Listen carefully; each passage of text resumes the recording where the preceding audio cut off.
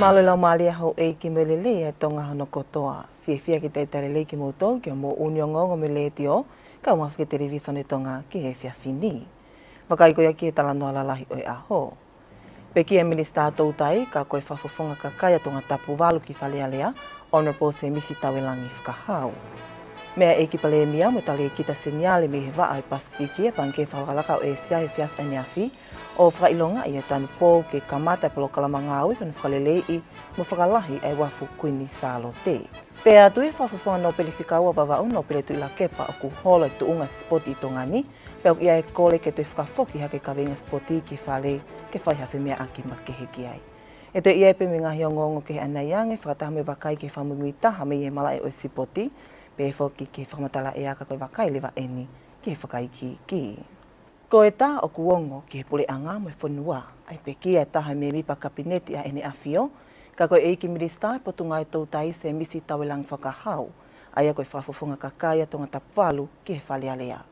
Koe malolo koe ena se misi whahau i hono tau fitungo full maa whaa.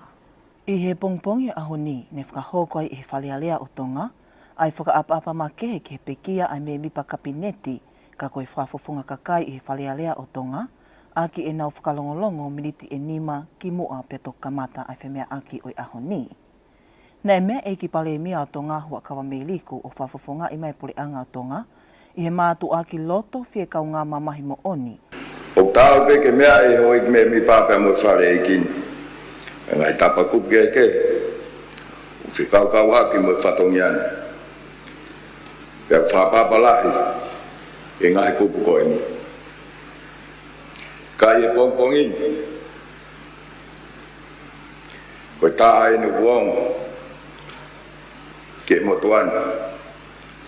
Koe hok mi sa o e kabineti. Koe more upuhu ke pure anga mo e whunua. I e more atu. Aho tau tahan. Ka koe mo ungai tangata moona. Nani tau kawe. Ngai ngāue.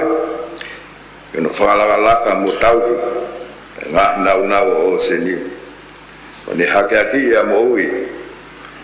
Kau tangata o ngātai mo e tautai. Sea mo whare e kini. Ko tatau mai. Ko tau kau ngā whakufongana. Ko ni tau e tau lelei. Ko ni lava e whakapue. Ko ni hui maafu o tuku ati tau. Ka ni hiki o whawhea ki hau.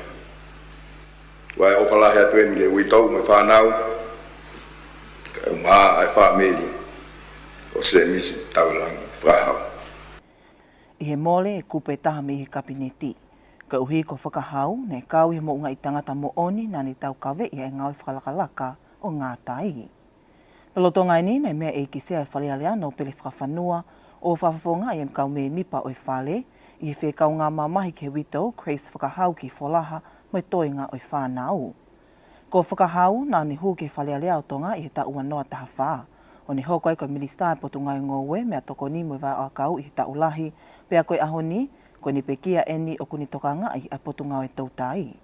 Nane te kau foki he me mipa ke ngahi komiti lalahi whalealea o tonga.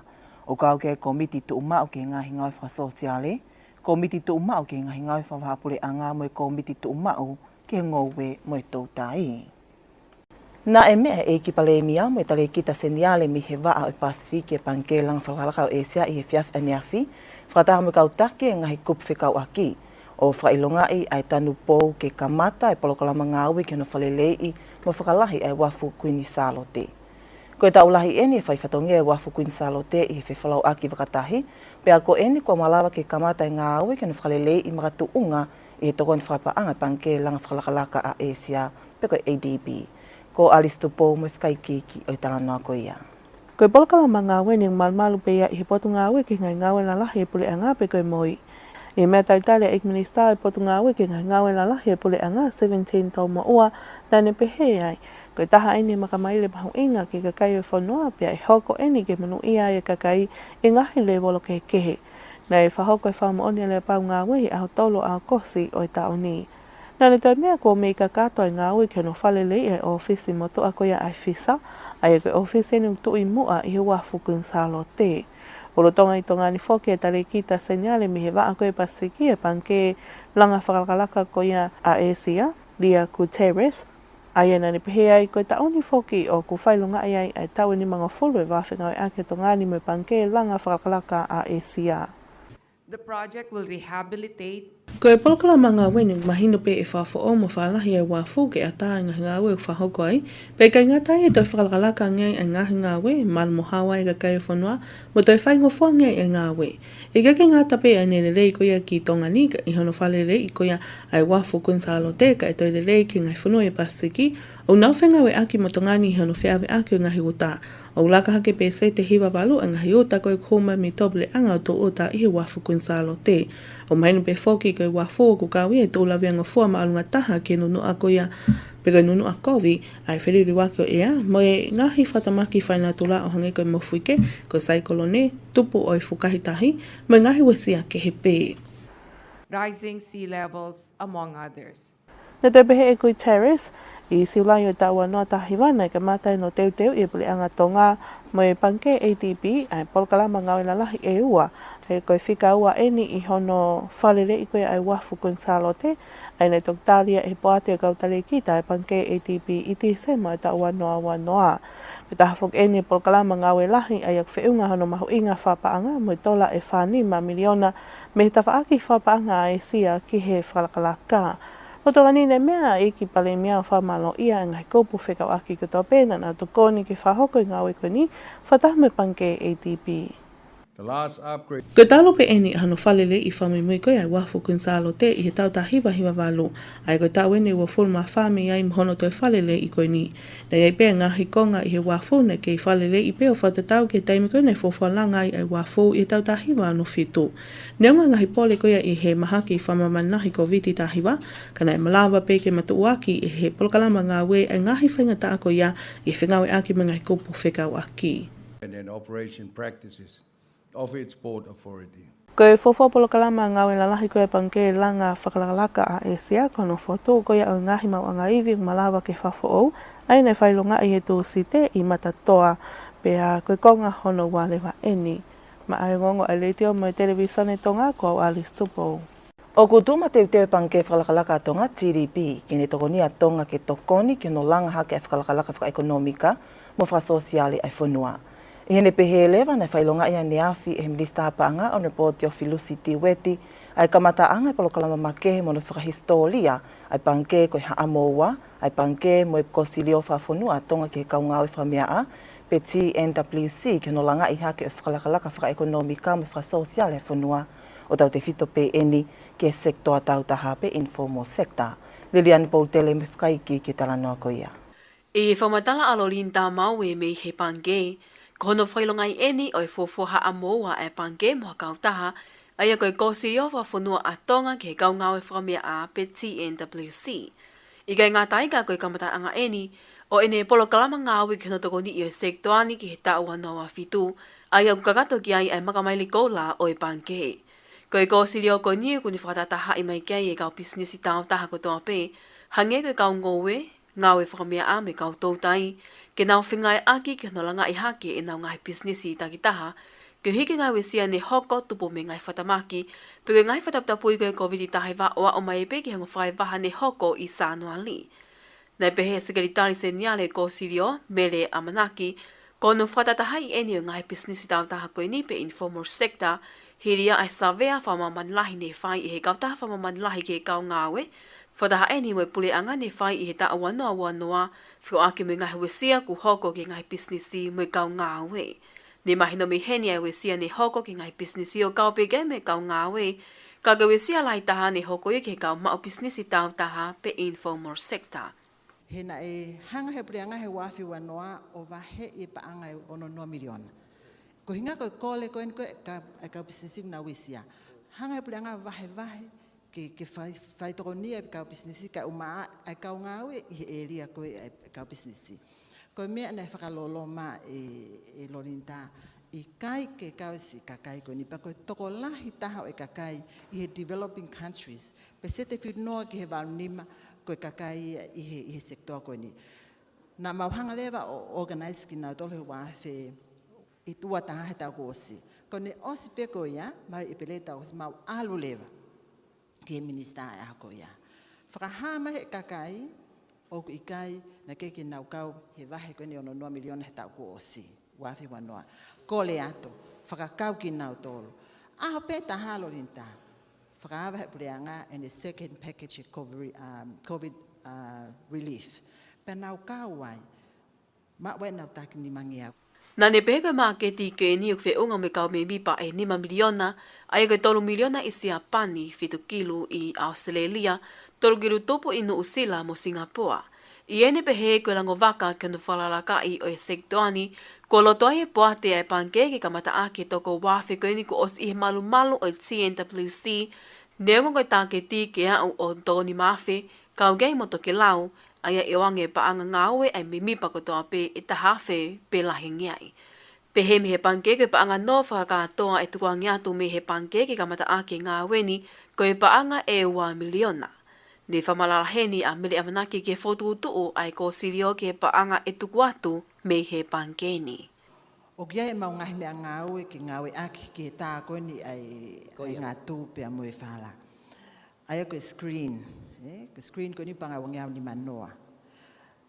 Whima o me ki la I plastiki ki whai aki ngaue koe ki ai whitaki ki hamole mole pangete a wanoa.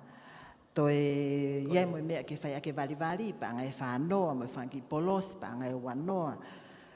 Pea whakoto o lewa ke panke ai mo mau ki telefon. Ia le mo pa ngai whangi au e o atu ia ke whai ake ho o whakatau. Ko ki account ke e whakaawa e whakahui ki ai. Ia lewa mo pa ngai whitu noa ki he totongi ho membership fees I he mahina e whitu. Aia koe ngahi mea ngā we ka wai mo paila.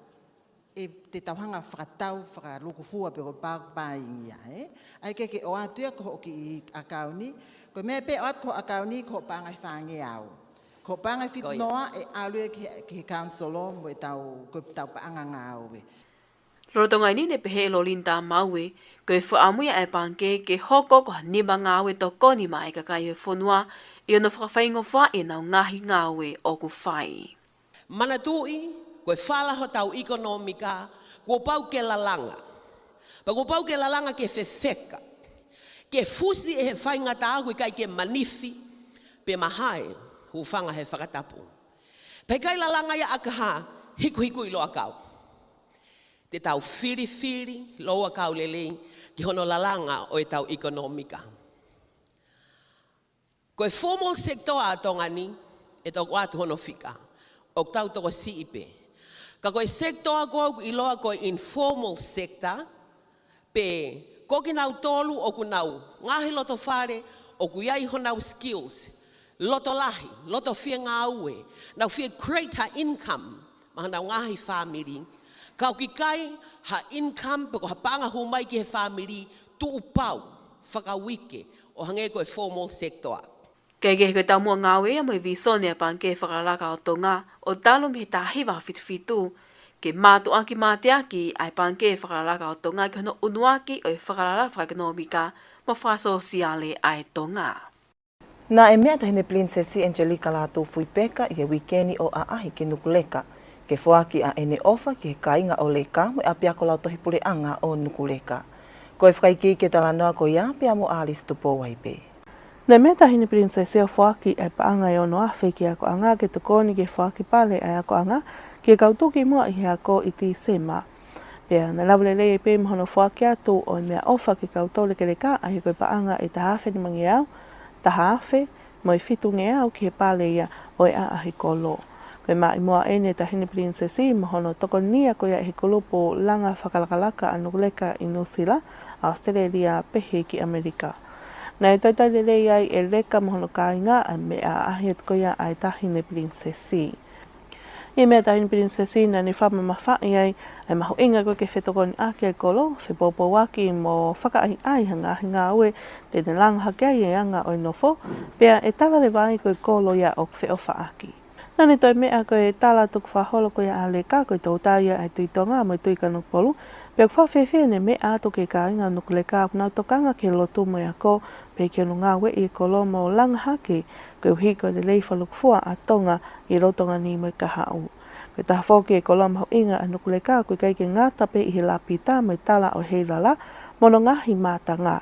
Ka hoko pe koe koloa ai whamahu inga e koe ai ka inga ai tala koe ai kolo a ke no tau hike maa mo whafu ofa mo whapapau i huk ilo he tau tangata i aho ni mo ka hau aho no mahu inga.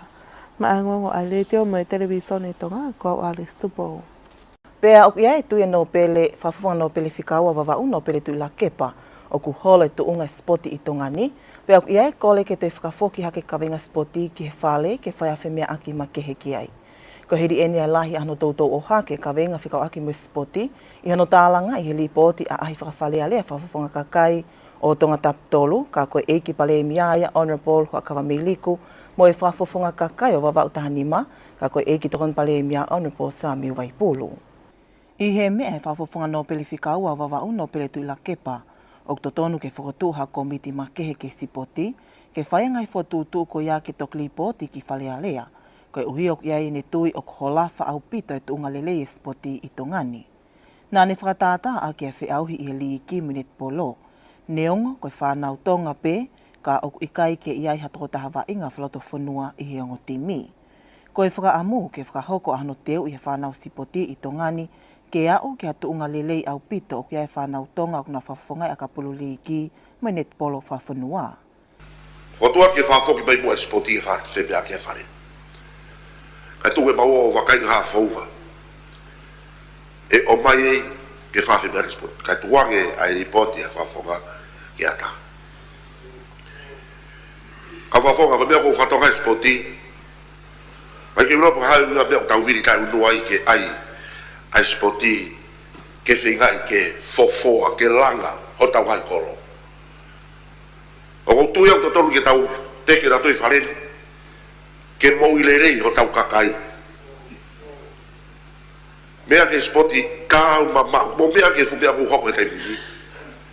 Lahia ka no whiri e whanau i e muri. O nau whafoa e nau tolu ai ri ki. Whe langa ngau e whe mea koe ke whaine. Mea koe mea kako e pā polo. Paske ngau a net polo. Hala ke te iai hataha e tau whanau i e whanuari. Hapa hoko ke spoti. Ko whamalo e toi whokia toi no pere o minista he ta whake spoti. O to tonu ke whai hano tā noai. Mau inga ka blata o tā noai spoti. E holo a spoti e whanuare tea. Haki e sea ko whoke upoini tau kari mua e ripoti a e tokoni pare mea kau whoke u whai u whatongia koe whawhonga. Ke whake spoti ke o mai ki tau hau kia. O mea ke mui lerei i o koutui o kei. Ngā au e mako, mea mea minista koeni ke mia. O ki whainga kone ko pika polo. O whainga e tamai, mo e whae, mo e whaana. Ko hata ua, fo mui lerei pe ha whaami. Lolotonga ni nei mea eke minista e potu ngau i ngahi ngau whaloto whanua, ai au whamalmalo e spoti no pele vaea, koe tahani ka veinga ke ua te whakahangahanga ke hei, koe uhi kua aloha ke ene spoti o kau i he tmauanga mo uitu uki mua taha i he whanua. I whatokanga le re une o mai, ua tuko spoti ia pehe, koe mea i kai ke tāo, ko spoti e ngahi ahoni, ko hoko ia koe mawaa mo ui, ai whanau hako tupo e whanua. Mo mea i peke he timi koe ni lolotonga o breki, ki motua koe ni koe huka koe o breki, tau ke aho. Na awe ia i he scholarship koe ni koe potunga o e mia. Ia ngai tau e waru koe ni ko hiri, e pepe foke ki motua koe ni whaas hawiri, hawi mo ia ngai scholarship koe ia. Koe ia monu wai e whaamiri koe ni he ngai ahoni, ia lerei e na wai ngaka umahafuka e panga hu mai ke whonuan. Koe ki ke peo mea koe ni, whai kefi mea aki, mo e tau ongo timi koe ni tāraka umaha e matematonga, ongo timi koe ni una whirikato peitua pureanga. Pe koe ia e whai e pōpō wat, a lava ke te ohake, tau timi hangai koe ni koe whari ari ki te whaiwa, i e tau whōpa whai ki wai ngai a mo pe mo tongani mai na tu a vai fa am ke fa fok mai ki ai kono inga ko mo ure le ka ma foki ai ha ko tu poi fono O gai tui me hini ihe me mi pai whale alea ko to tonu pe ke to hiki tō a honolanga i spoti i tongani kai oa e whai ha whakawhalala ki tō apure anga. Ka hui ko inga himata pāle le ia ki he toenga e whanau tale niti spoti i tongani ke mawai hanau whainga maalia ki tō apure anga ko to lelei ange mo kau i hano whafofonga i lelei ai fo i pili o te. Uni o ngong whalatufonua pea me panke whakalakalaka o tonga TDP.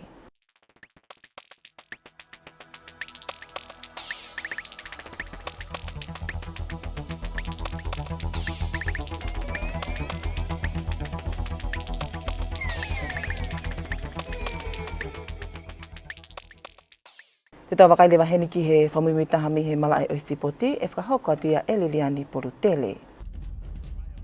Malo pide tau kei whi au mai koe wakai lewa ene ki he whamumitaha me he unungongo mi he malai o sipoti.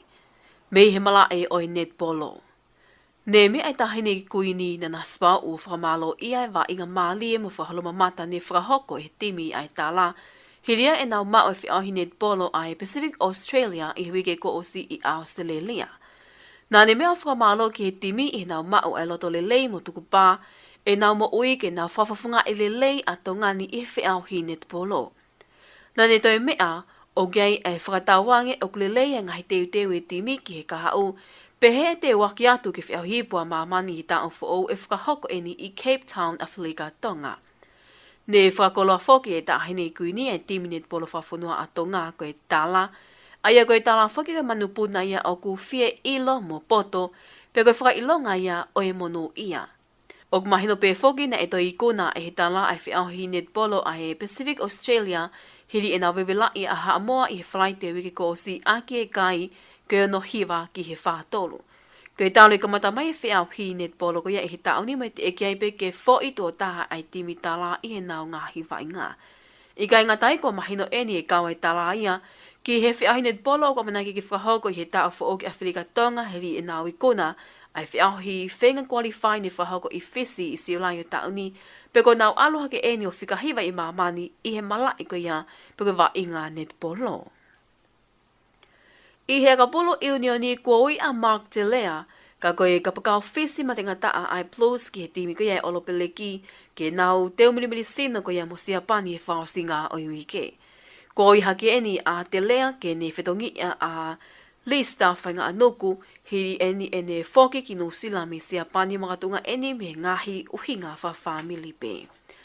Ko iai e he oropele kia te lea whataha me kawa inga makehe e tō tolu me he timi kia ai All Blacks tahnima, ka koe timi whikawa eni anu usila o kaukei a Patrick tu ilpulotu, Damien McKenzie, Brad Weber mo a Safua mua. O ki kai ko whainga anuku pe ko ne holomui me he timi o mga tuunga me uhinga wha family, ka ne e kaupe kiai mo e whoki ko ia ai kautau te Hina Barrett e tolu hiri e malolo ko ia e nau kui. I kai ngata pia e ko hoko e kafu ki te ringa o Will Jordan mo Sam Whitelock ka ko mahino e whoki a Whitelock ke timi i hawikeni. Mai no whoki ne hoko mo e kafu ki tui ko ia o whalau whakatawa a ia e he ikai ke to e kau ia i a ahi ko ia anu usila ki iulope i he mahina ka tuu. Pea ko whakatai au ngai eni e hengo a te lita i loa koe matapule wa inga ka pulu wha Amerika ko Aaron Donald. Mo e matapule basketbolo ko Chalene Brown, aina wha mo oni alea pau me ka tahsipoti ai tama musika i loa ko Kanye West hiri ene whakahok hanga lea tuku hifu mo lau lanu ki he kau siu. Na e uraki hanga whoki e West o tui ai whalani, o gai he whakailonga lau lanu ke kau uri ki mua pene tok whakahok hangai lea lau lanu ke kau siu e mitia wha sosiale. Mai na whoki ne whao e West ai kau tahsipoti i meo e tauniok i loa koe Donda Sports, pena ane wha mo oni i a Aaron Donald me he timi hauloro tonga koe whiau i NFL, ka koe Los Angeles Rams pe he whoki ki a Brown me he timi koe ia ai Boston Celtics. Ne wha heni e Donald mo hono hoa wha matalao pe he mātunga me ngahi lea koe ne whai e Kanye West. Ko whiria e na whamiri ke nau mawahi ki nau toluia me kau taha Donda Sport, ke hi oku hoko e ngahi lea laulanuia ne whahoko e Kanye West ke whepaki a mui nau tui. Ne whahai Brown te ne nofo pe he kau taha i ahatu si te wiki ni ki mua, pea ne toki liliu e ne whakau kau i he aho te tau pe. Rotonga ni ko ngata hi ka taha nga hi wala ilo ia ko Adidas. A ina waf ngai ake me ka taha wala a Kanye West o ku ilo ko Yeezy hilia ina hilea laulanu ko ia ne fai. Iene pehe ko amna ke mole ai dola Amerika e wangiam ni manoa miliona me he ka taha Adidas. Ko Kanye West foke o palapale ma fai ata mai pa ko ni to mi helisi e ka pilionea i mga sini mana koa i mamani hilia ai to ko ia paanga ko ni mau mi he dola Amerika e taha te smale ni ma biliona ki he whangea miliona pe hiria hanu whangata e he Adidas a eninga hi wā whingai a ki. Ko e whamuwitaha pe me he ngongo i he malae o e sipoti, mo i kautaha Pacific Timber in Hardware. Ko e whamuwitaha ia me he malae o e sipoti, ka koe tuunga no e atuk mai me senta whamatala e atonga i whaamotu mo e potungai Mayday. Male tau te mao, ki he tūnga lorotonga ko ia o ea, koha alota make uha o kune ngā unu mā maari hifo ki he ngoni wa, koha au fia moha uha tauta te fito ki niwa tau tapu, pea malawa ke lololahi iha ngahi taimi. I he lorotonga ko ia, ko e toka anga matangi o kuwangi me he hahake, mo he tonga hahake o kune kā pui, ai kotoe o tonga. Whamatala ea ko ia ki he tuapo ko ia apongpongi ki he ngoni wa, ko e havili o kuwangi mā malohi peia me he hahake, pea angi malohi ange iha ngahi taimi. Fe awat pe mo au fia ia ngahi taimi, pea ai moha uha tuk mo tō holo, malawa ki lololahi ha ngahi taimi tata te fito ki niwa tō tapu, pea malawa foki ke iai moha mana ki he hoa e fiafi ko ia apongpongi. Ko fua ma whanamba lunga taha pe ki he tigri se sase ua hiva, pea maularo taha ki he ua tolu. Wakai ko ia ki wawau ha pai tonga tapu mo eua, ko havili o kuwangi iki ke mamalohi pe ia me he hahake, pea angi malohi ange iha ngahi taimi. Au fia whakataimi moha uha tuk mo tō holo, malawa ki lololahi iha ngahi taimi mo mana o kamata atu a hengi. Fua ma whanamba lunga taha pea ki he ua ono, pea maularo taha ki he ua taha ki he ua. Whamatala ea koe ki tahi pea ka ngahi whakatoka ngain. O kutuku atu heni ha whakatokanga hako mo wharei, ke tokanga ki ngai wakai ki he ngai potahi ko ia o tonga tapu e ua tere ki tonga, kau maa tere ki toke lau. Kau kei tu pe whakatokanga ta tau, ki potahi ko ia o iongo ni ua. Wakai koe ke tuapo ko ia apongpongi, ki he ngahi potahi ko ia o iongo ni ua, havili me he hahake, malohi ko maile tahi taha nima ke wanoa ki hoa, pea hiki hake o au ko maile tahi, e wanima ke tō noa ki he hoa ia ngahi taimi, pea tok wha au ke holo atu no malohi, ki he pongi ko ia apongpongi. Tunga ko ia tahi ho si pe ke hou, au ki he mita e tolu. Ki he ngahi potahi ko ia o tonga tapu e ua tere ki tonga mo tere ki toke lau, havili o kuwangi me he hahake, maile tahi e taha nima ke wanoa ki hoa, pea hiki hake o au ke maile tahi e wanima ke tō noa, ki he hoa ia ngahi taimi, whakafufua ia ki he poni. Tunga ko ia tahi ho si ke hou au pe ke mita e tolu. Waka ke potahi ko ia wawau, pea moha pai, havili me hahake ai pe hongo furu taha nima, pea hiki hake wau ke maile tahi ua noa ki hoa ia ngahi taimi. Tunga ko ia tahi, ho si pe wau pe ke mita e ua.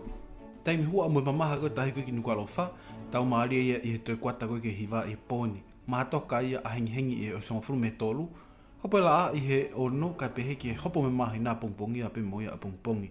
I he toi tahaua ko ia ki he balu.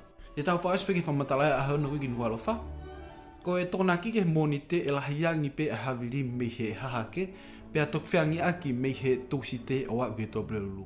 E aha whainga maarie ke miai ha mana ki he tōna ki, ka koe tonga koe aho nima koe ki mui ai, e lahi peke alo maarie kau pau ke iai hangahi uha tu mo tōki ai. Fua maa whanama runga taha peke tigri se sas e ua ano ki he ua fitu, mauraro taha peke he tigri se sas e ua noa ki he ua tolu. Hauha ea, whafufua ke au ke peseti e walu nima, ki he hiva nima.